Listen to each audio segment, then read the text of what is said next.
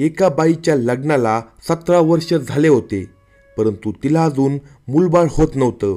त्यामुळे ती बिचारी पूर्ण टेन्शनमध्ये होती.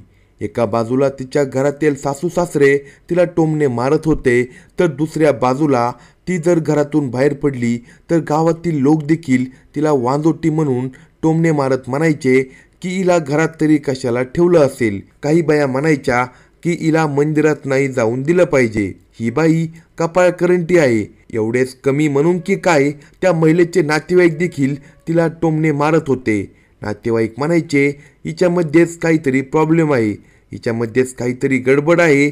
तिची सासू म्हणायची माझ्या नशिबामध्ये देवाने कदाचित नातवाचं सुख हे लिहिलेलंच नाही. अशा प्रकारे या महिलेचा खूप छळ होत होता. तिला दररोज अपमानाला सामोरे जावं लागत होतं, परंतु ती महिला गुपचूप हे सर्व सहन करत होती आणि ऐकून घेत होती. मात्र ती आतमधून पूर्णपणे तुटली होती. एके दिवशी या महिलेचा नवरा तिला हॉस्पिटलमध्ये घेऊन गेला. डॉक्टर तिला केबिनमध्ये बोलवतात. ती महिला डॉक्टरच्या केबिनमध्ये जाते. त्यानंतर डॉक्टर तिच्या योनीमध्ये ते मशीन टाकतात आणि त्या ठिकाणी डोकावून बघतात. तेव्हा डॉक्टर पूर्ण हादरून जातो, कारण त्यांना आतमध्ये जे दिसतं ते खूप भयंकर होतं. ही संपूर्ण घटना ऐकून तुमच्या पायाखालची जमीन हादरल्याशिवाय राहणार नाही. जर तुम्ही चॅनलवर नवीन असाल तर कलम 302 या मराठी चॅनलला लगेच सबस्क्राईब करा. या घटनेची सुरुवात होती झारखंडच्या रांची जिल्ह्यामधून. या ठिकाणी राहणारी विमलाबाईचं वय 38 वर्ष आहे. विमलाबाई मूळची रांची जिल्ह्यातील राहणारी आहे. विमलाचं लग्न मोहनलाल सोबत झालं होतं. मोहनलालने लग्नामध्ये काहीच हुंडा घेतला नव्हता आणि तिच्यासोबत लग्न केलं होतं आणि तिला आपल्या घरी म्हणजे रांचीला आणलं होतं. विमला आणि मोहनलालचं लग्न अगदी धूमधडाक्यात पार पडलं होतं. नवीन नवरी घरी आली होती. मोहनलाल त्याच्या बायको विमलावर खूप प्रेम करत होता आणि सुरुवातीला विमलावर तिच्या घरचे म्हणजे मोहनलालचे आईवडील देखील तिला खूप जीभ लावत होते. मोहनलालची बहीण देखील तिला वहिनी वहिनी करत तिच्यासोबत गप्पा गोष्टी करत होती आणि त्यांच्या कुटुंबात सर्व काही सुरळीत चालू होतं. लग्नाच्या 1-1.5 वर्षानंतर मोहनलाल आणि विमला मुलाचा प्लॅन बनवतात.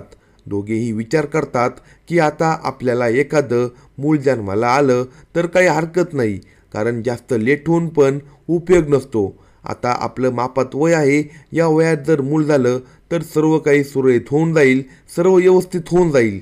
काही सांगावे पुढे चालून वय जास्त झालं तर मूल होण्यास देखील प्रॉब्लेम येत असतात, अडचणी येत असतात.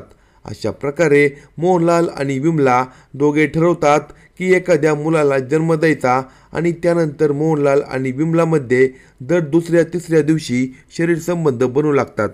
मात्र या गोष्टीला बरेचसे दिवस होऊन गेल्यानंतरही विमलाला असं काही जाणवत नाही की तिच्या पोटामध्ये मूल वाढत आहे.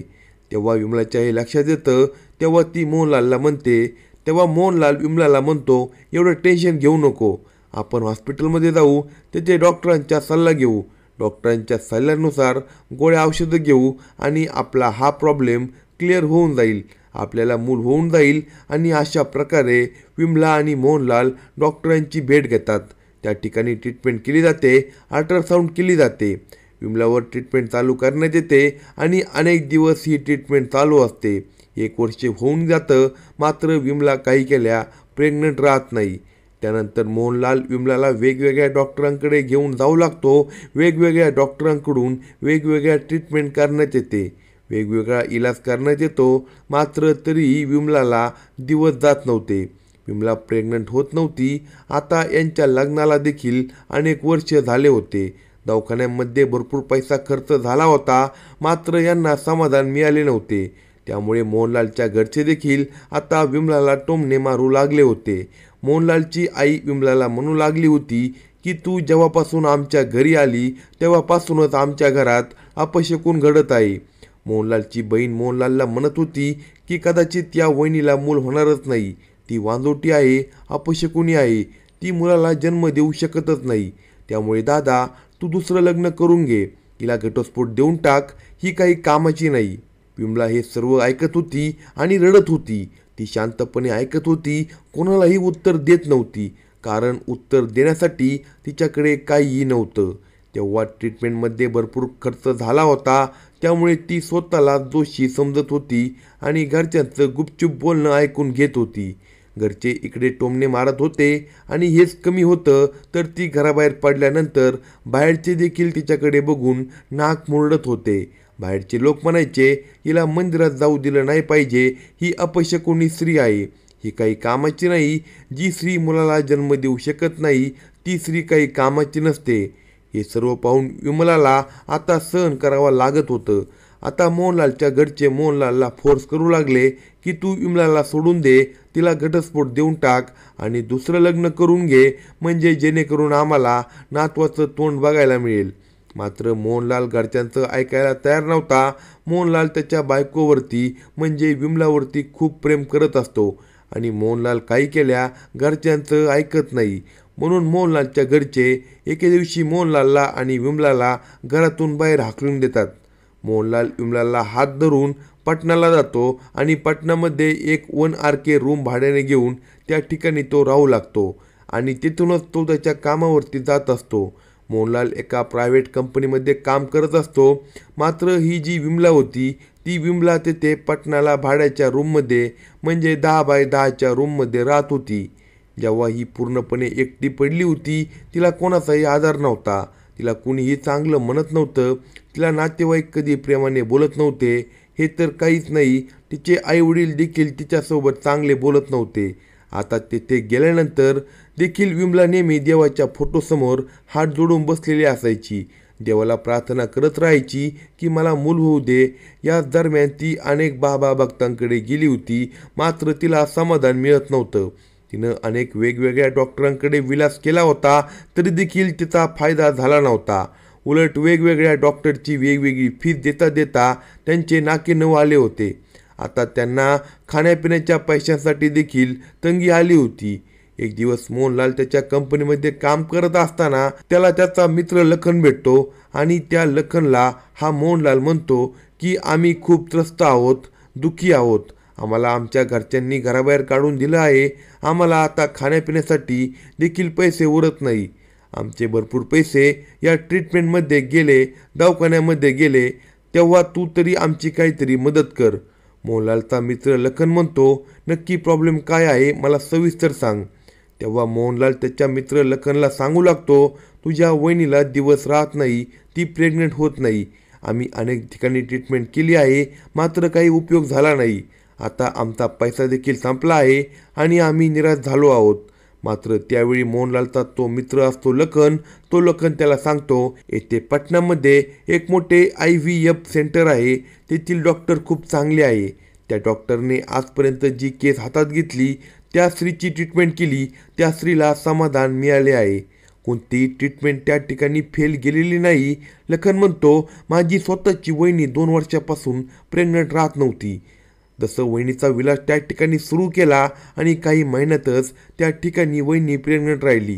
तू जर त्या डॉक्टरांकडे गेलास, पटणाच्या त्या IVF सेंटरमध्ये गेलास, तर तुझे समस्यांचे नक्कीच समाधान त्या ठिकाणी होईल. आणि त्यानंतर हा लखन त्याच्या मित्राला मोहनलालला काही पैसे उधार देतो आणि जशी सुट्टी होते मोहनलाल घरी जातो आणि आपली बायको विमलाला त्या IVF सेंटरबद्दल सांगतो. विमला म्हणते, एवढं सर्व करून बघितलं, एवढं वर्ष झालं मूल होत नाही, आता शेवटचा हा पर्याय देखील करून बघू. आणि त्यानंतर सुट्टी काढून मोहनलाल आणि विमला त्या IVF सेंटरमध्ये जातात आणि तेथील डॉक्टरांना भेटतात. त्यांची सर्व हकीकत, त्यांच्यासोबत काय घडलं, त्यांनी आजपर्यंत किती ट्रीटमेंट केली, किती हॉस्पिटलमध्ये गेले, किती पैसे लुटले, हे सर्व त्या डॉक्टरांना सांगितलं. डॉक्टरांनी त्यानंतर ट्रीटमेंट सुरू केली. अनेक विविध प्रकारचे इलाज तेथे करण्यात आले. अल्ट्रासाऊंड देखील करण्यात आलं आणि त्यानंतर डॉक्टरांना विमला प्रेग्नंट न राहण्याचं मूळ कारण समजलं आणि त्यानुसार डॉक्टरांनी तशा गोळ्या औषधं द्यायला सुरुवात केली. आणि या ट्रीटमेंटला असे तसे आता 6 महिने पूर्ण झाले होते. आणि 6 महिन्यानंतर जेव्हा त्या डॉक्टरांनी विमलाला हॉस्पिटलमध्ये बोलावलं, तेव्हा विमला डॉक्टरांच्या केबिनमध्ये गेली. तेव्हा डॉक्टरांनी तिचा चेकअप केला आणि चेकअप केल्यानंतर डॉक्टर तिला म्हणाले, अभिनंदन, तुझ्या पोटात 2 महिन्याचं बाळ वाढत आहे. जेव्हा विमला डॉक्टरांच्या तोंडून हे शब्द ऐकते, तेव्हा विमला पूर्णपणे त्या ठिकाणी स्तब्ध होऊन जाते, शांत होऊन जाते. हे शब्द ऐकण्यासाठी कदाचित विमला 17 वर्षापासून त्रस्त झाली होती. तिला असं वाटत होतं की ती असे शब्द तिच्या आयुष्यात कधीच ऐकू शकणार नाही, इतकी ती निराश झाली होती. आज मात्र हे असे शब्द जेव्हा तिने ऐकले तेव्हा तिच्या डोक्यात ते लवकर गेलंच नाही. जणू काही तिच्या कानात ते घुसतच राहिलं. मात्र जेव्हा तिच्या लक्षात आलं की डॉक्टर काय म्हणाले, त्यावेळी ती विमला त्या ठिकाणी मोठ्याने रडू लागली आणि त्या ठिकाणी डॉक्टरांचे तिने पाय पकडले. ती डॉक्टरांना म्हणत होती, तुम्ही आज आमच्यासाठी देवापेक्षा काही कमी नाही. 15-16 वर्षापासून मला मूल होत नव्हतं. आमच्या घरचे आम्हाला टोमणे मारत होते आणि या गोष्टीमुळे त्यांनी आम्हाला घरातून बाहेर हाकलून दिलं होतं. हे तर काहीच नाही, माझे स्वतःचे जन्मदाते आईवडिलांनी देखील माझ्यापासून तोंड फिरवलं होतं. मात्र आज तुम्ही मला ही आनंदाची बातमी दिली. तुम्ही आमच्यासाठी एक देव माणूसच आहात. तुमच्यामुळे मी आज आई बनू शकणार आहे. आई बनण्याचा आनंद माझ्यापेक्षा जास्त कोणालाच होणार नाही. आणि या विमलाचं असं बोलता बोलता रडणं ऐकून त्या डॉक्टरांच्या डोळ्यात देखील अश्रू येऊ लागले. त्यानंतर त्या ठिकाणी मोहनलाल आला होता. मोहनलाल देखील त्या डॉक्टरांचे हात जोडून पाया पडत त्यांचे आभार मानत होता आणि त्या ठिकाणी रडत होता. काही महिन्यानंतर विमला 2 जुळ्या मुलांना जन्म देते. मोहनलालच्या घरच्यांना ही बातमी लागते की विमलाने 2 जुळ्या मुलांना जन्म दिला आहे. तेव्हा ते घरचे देखील खुश होतात आणि ते देखील त्यांना भेटण्यासाठी येतात आणि त्यांना म्हणतात, मागच्या गोष्टी आता सोडून द्या.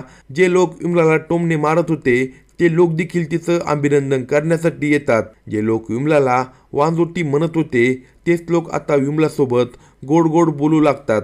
अशाच नवनवीन स्टोरी ऐकण्यासाठी कलम 302 या मराठी चॅनलला लगेच सबस्क्राईब करा आणि आपल्या प्रतिक्रिया कमेंट बॉक्समध्ये कळवा.